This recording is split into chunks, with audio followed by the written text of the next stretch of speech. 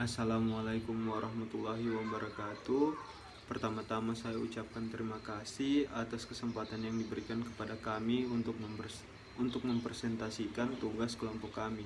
Sebelum masuk ke pembahasan, terlebih dahulu saya akan memperkenalkan nama-nama kelompok saya, yaitu kelompok 3 terdiri dari yaitu Dodi Rivaldi F22151025 yaitu saya sendiri, Liana Zulfana F22211515, Indi Sasmita Amir F221 19046, Salwa Musarafa Al Musawa F221 19014, Saleh Iman Mufti F221 19004, Majid Muhammad Fajri F221 19108, Muhammad Bakti Agung F221 19106, Anastasia Trifosa F221 20030. Ya, langsung saja ke pembahasan, yaitu kelebihan dan permasalahan pada beberapa kota di Indonesia.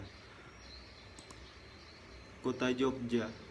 Kota Jogja sebagai salah satu kota kuno di Indonesia merupakan kota yang lahir secara terencana civic center (CBD) yang dimilikinya berfungsi sebagai pusat bagi berbagai macam kegiatan penduduk, baik sebagai pusat politik, spiritual, ekonomi, pertahanan, dan rekreasi. Kostov 1992.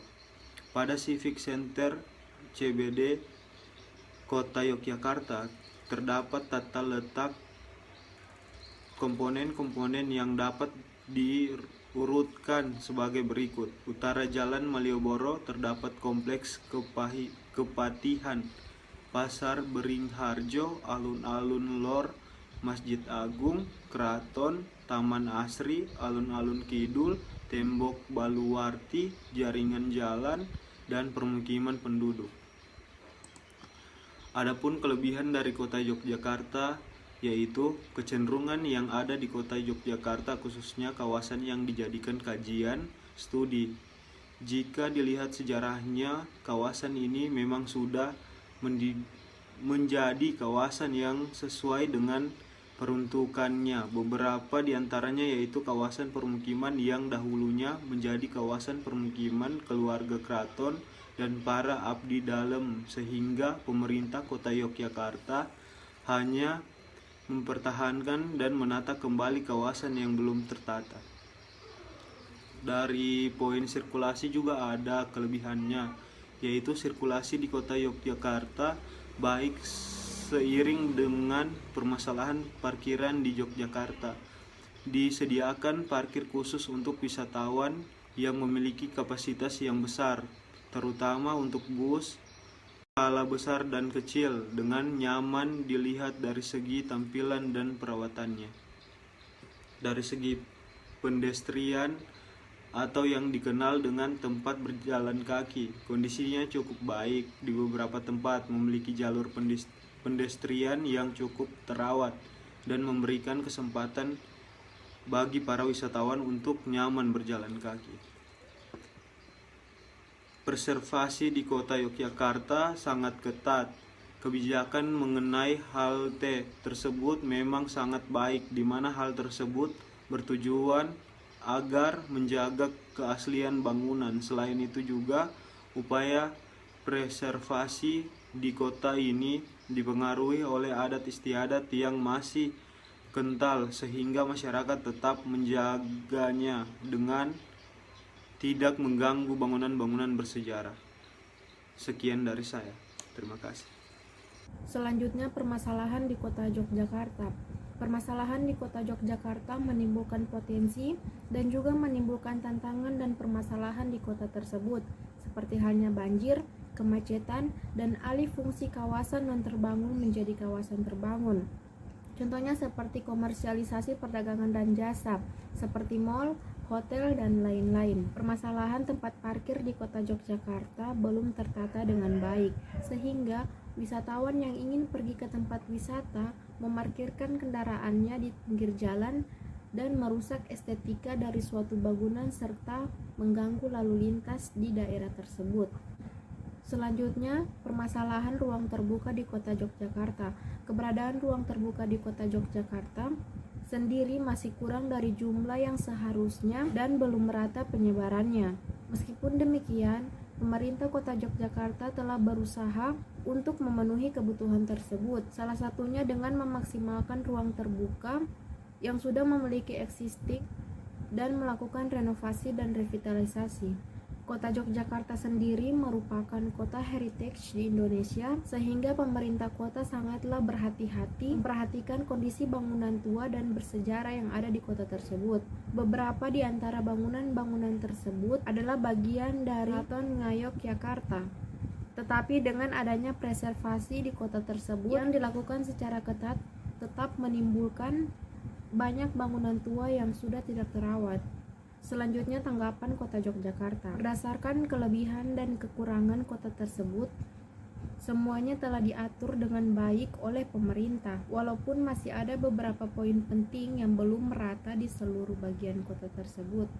Contohnya dari poin pedestrian wilayah menuju kawasan Taman Sari, jalannya belum memiliki pedestrian sehingga membahayakan wisatawan, dan juga masih ada beberapa tempat yang belum memiliki kawasan sebagai tempat lahan parkir hingga pengguna kendaraan memarkirkan kendaraannya di sepanjang jalan tersebut. Hal ini merusak estetika dan mengganggu pengguna jalan lainnya. Dan juga preservasi di Kota Yogyakarta harus segera ditingkatkan. Hal ini karena masih banyak bangunan di Kota Yogyakarta tersebut belum terawat.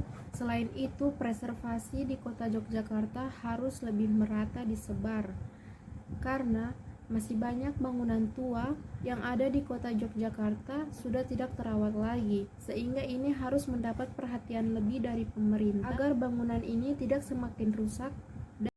Ya baik, saya akan melanjutkan pembahasan dari teman saya. Kita masuk ke Kabupaten Toli-Toli. Sebagai suatu sistem wilayah, maka kota terbentuk oleh adanya bagian interaksi antara bagian wilayah kota BWK yang mempunyai fungsi tertentu. Dalam rencana detail tata ruang kota Toli-Toli (RTDTR) yang memuat tentang wilayah kota, diantaranya mengarahkan kawasan pusat pemerintahan skala kota dan kabupaten terletak pada bagian wilayah C dan D. Kelebihan Kabupaten Toli-Toli: 1. Sirkulasi jadi lebih lancar karena pengelompokan kegiatan dan lalu lintas teratur. 2. Dugong. Dugong adalah spesies langka yang terancam punah dan tersebar di wilayah Indonesia, salah satunya di Kabupaten Toli-Toli, Provinsi Sulawesi Tengah. 3. Aktivitas pendukung yang tersedia di Pantai Sabang, Kabupaten Toli-Toli berupa penjual makanan dan minuman, sehingga para wisatawan tidak perlu keluar atau membawa bekal karena sudah tersedia di tempat wisata. 4. Tata lahan di Kabupaten Toli-Toli dikelompokkan berdasarkan jenis kegiatan. Permukiman sebagian besar berada di sisi luar kota, terutama di area timur, utara, dan selatan. Kegiatan-kegiatan lainnya seperti perkantoran, pendidikan, dan pusat perbelanjaan berada di tengah-tengah pusat permukiman, sehingga sirkulasi menjadi lebih teratur. Signage atau tanda-tanda. Signage atau tanda-tanda di Kabupaten Toli-Toli cukup memberikan informasi pada wisatawan, seperti informasi pada bangunan dan rambu-rambu lalu lintas, dan keberadaannya tidak saling menghalangi dan tidak berkerumun sehingga mudah untuk dipahami. Pedestrian. Di Kabupaten Toli ada beberapa tempat yang sudah menyelenggarakan jalur pedestrian terutama di tempat-tempat yang banyak keramaian. Ruang terbuka. Di Kabupaten Toli-Toli terdapat ruang terbuka hijau yang sering dikunjungi masyarakat untuk berolahraga maupun bersantai pada pagi hari dan sore hari. Ruang terbuka ini merupakan Taman Kota Toli-Toli atau yang dulu dikenal dengan nama Lapangan Haji Hayun. Permasalahan Kabupaten Toli-Toli. Harga makanan dan minuman yang relatif mahal. Kabupaten Toli-Toli masih kekurangan tenaga dan ahli dalam upaya konservasi dugong ikan duyung, memerlukan bantuan dari pihak lain yang bergerak di bidang yang sama.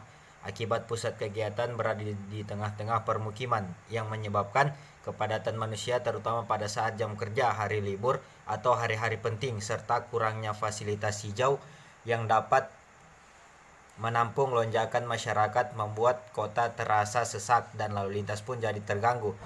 Parkiran di beberapa tempat di Kabupaten Toli-Toli masih belum tertata dengan baik karena belum tersedianya tempat parkir khusus, sehingga parkir dilakukan di pinggir jalan dan hal tersebut membuat estetika dari suatu objek wisata dan lalu lintas menjadi terganggu.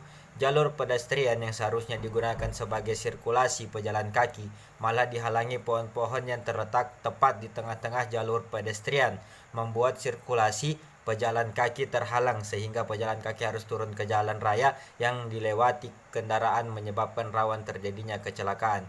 Di berbagai tempat ruang terbuka hijau masih kurang dan luput dari perhatian.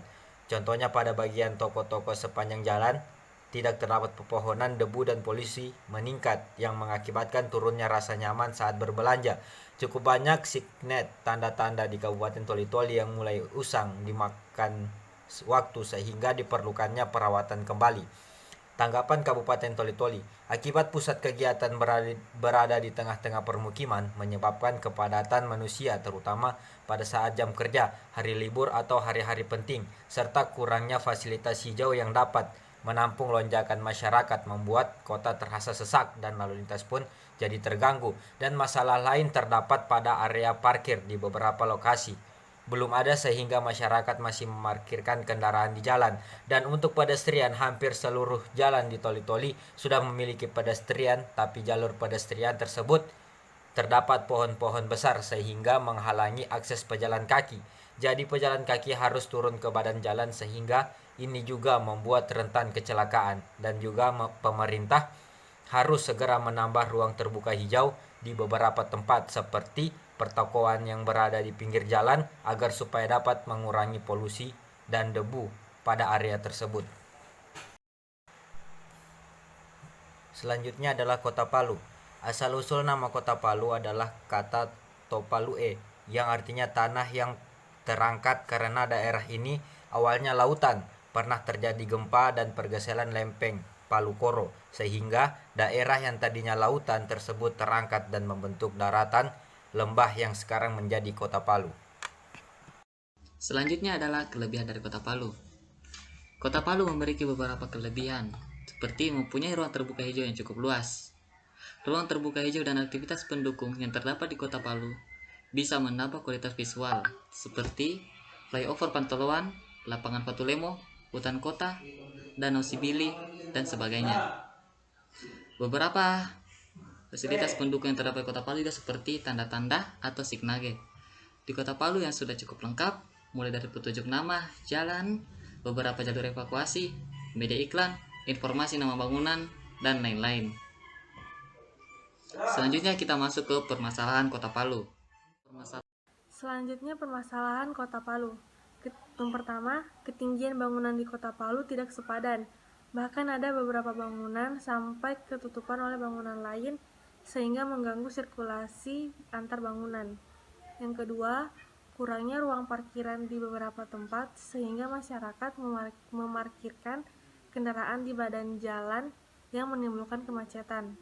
Yang ketiga, jalur pedestrian yang hanya terdapat pada beberapa area tertentu dan juga pusat kota, sehingga kebanyakan masyarakat lebih memilih menggunakan kendaraan pribadi atau umum. Yang keempat, kurangnya elemen-elemen natural pada Kota Palu yang menyebabkan Kota Palu terasa panas dan kelihatan tandus. Yang terakhir, tanggapan Kota Palu. Berdasarkan beberapa kelebihan serta permasalahan yang ada di Kota Palu, saya berpendapat agar masyarakat ataupun pemerintah Kota Palu bisa lebih memperhatikan masalah tata masa bangunan agar bisa lebih tertata dengan baik. Kemudian, untuk pembangunan jalan serta area parkiran di beberapa area tertentu, serta dibuatkan drainase agar air hujan tidak menggenang dan membuat pengguna jalan merasa kurang nyaman, dan menambahkan lagi elemen-elemen natural di Kota Palu agar suasana terlihat lebih segar.